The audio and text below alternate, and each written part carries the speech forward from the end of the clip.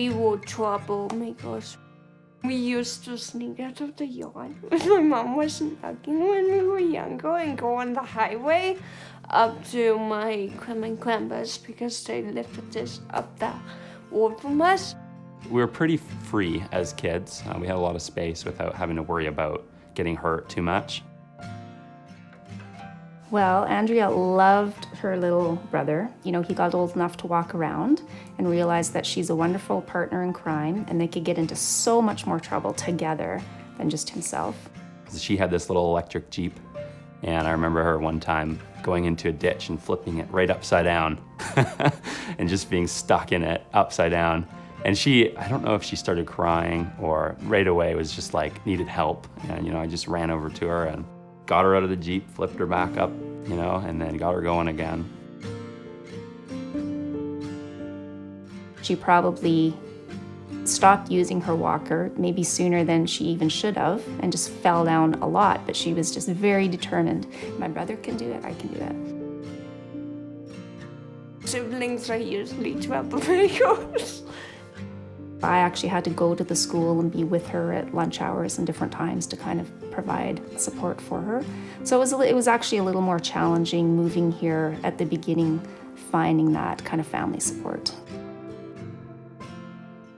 Andrea sees, you know, Joel being able to go out, you know, and live on his own and support himself and, you know, find relationships, go to school, that kind of thing. And you know, that definitely stirs up the desire in her heart. It's like, well, he can do it, I can do it too.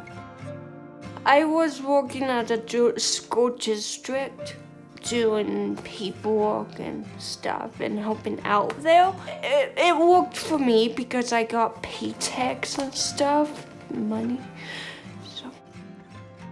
And she's a very social person, so some of the other jobs, you know, which were great for her to have, but they were in settings that were not very social. She didn't have, you know, kind of connection and access to other people, and she wasn't building relationships. She'd just go in and, you know, do her work in a back room kind of thing. And she loved making the money, and it made her feel good to do it, but it wasn't very emotionally or socially satisfying for her.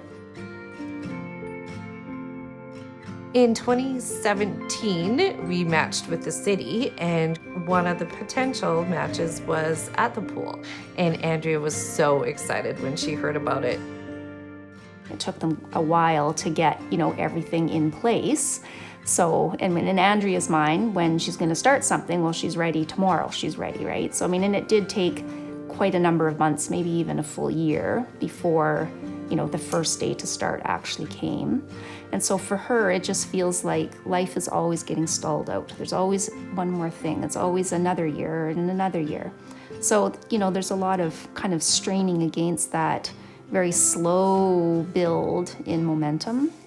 So I think a lot of our discussions are centered around that, is just the frustration at how long everything takes and kind of the support isn't all, you know, there for her. Andrea at first was very kind of shy, a little bit reserved, but as kind of the team got to know her, she really kind of came out of her shell and started joking around with the staff and being more as like a fellow team member. And she's a bit of a trickster and a jokester and very sassy. Why were you excited to get a job?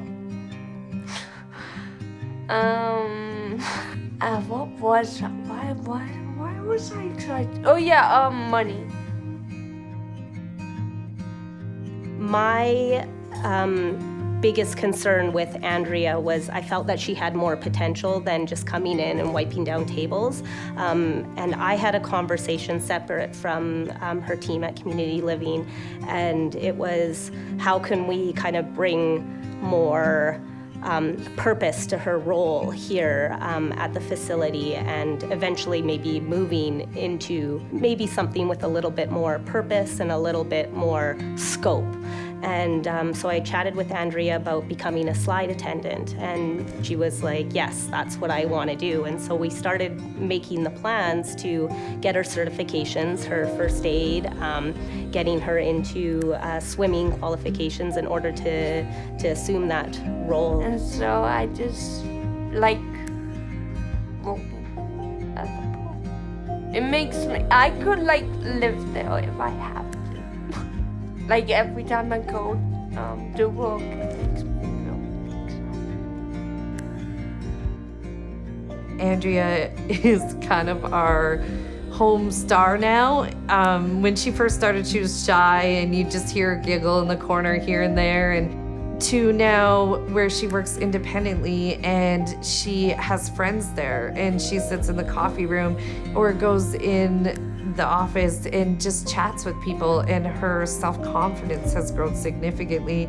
She comes to events and she'll do speeches, and she's really come out of her shell. She's gained more independence and that more self-awareness, and definitely more of a hunger to actually like have her own place.